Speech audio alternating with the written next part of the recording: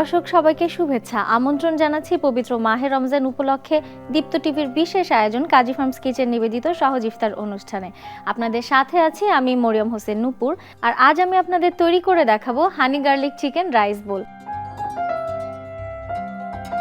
হানি garlic chicken rice bowl তৈরি করতে আমার লাগছে কাজী ফার্মস কিচেনের চিকেন পপকর্ন। আমি আরও ব্যবহার করছি কাজী ফার্মস কিচেনের টমেটো কেচাপ, লাগছে কাজী ফার্মস কিচেনের সুইট চিলি সস, এছাড়াও লাগছে কালো গোলমরিচ গুঁড়ো, পেঁয়াজ কলি কুচি, রসুন কুচি, কাঁচামরিচ কুচি, পেঁয়াজ কুচি, ধনেপাতা কুচি, লাগছে মধু, লেবুর রস, লবণ এবং ভাজার জন্য লাগছে তেল। শুরুতেই আমি চিকেন পপকর্নগুলো ভেজে নিব। চুলা জ্বালিয়ে দিচ্ছি, তেল গরম করে ফেলছি।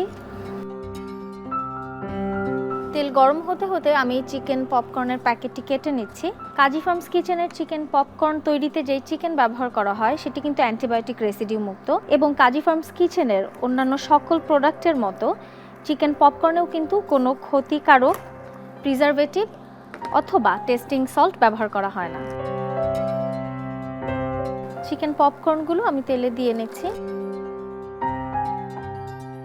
চিকেন পপকর্ন ভাজা হতে হতে আমি হানি গার্লিক সসটি তৈরি করে নেব। আমি শুরুতে তেল দিয়ে নিচ্ছি। এর মধ্যে আমি এখন দিয়ে দিব রসুন কুচি। খুব সুন্দর রসুনের একটা স্মেল আসছে। রসুনটা বাদামি হয়ে যাওয়ার আগেই আমি এতে দিয়ে দিব পেঁয়াজ কুচি। পেঁয়াজটা সামান্য একটু ভেজে নিচ্ছি যেন পেঁয়াজের কাঁচা গন্ধটা চলে যায়।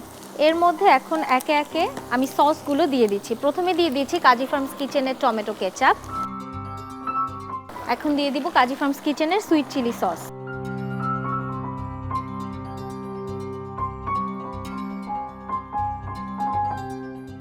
লেবু রস দিয়ে দিচ্ছি, দিয়ে দিব কাঁচামরিচ কুচি,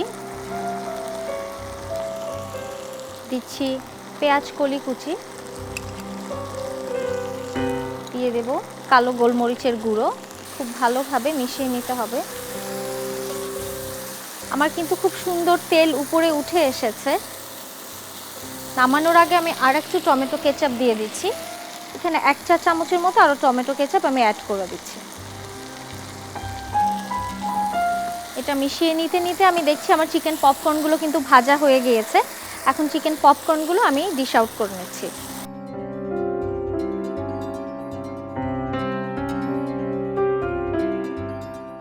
দর্শক, খুব সুন্দর তেল এবং আমার যে গ্রেভি সেটা কিন্তু আলাদা হয়ে এসছে। তার মানে আমার সসটা কিন্তু তৈরি। এর মধ্যে এখন আমি দিয়ে দিব মধু।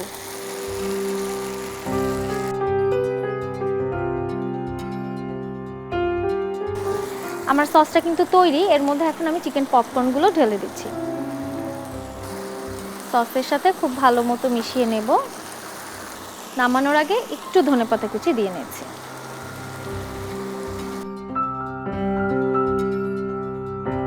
আমার chicken popcorn with honey garlic sauce কিন্তু রেডি হয়ে গিয়েছে। আগে থেকে কিন্তু ভাত রান্না করে রেডি করে রেখেছি। এখানে আমি স্টিকি রাইস নিয়েছি। আপনারা রেগুলার যে কোনো রাইস নিতে পারেন অথবা বিন্নি চালের ভাত। আমি এখন সার্ভ করে নিচ্ছি।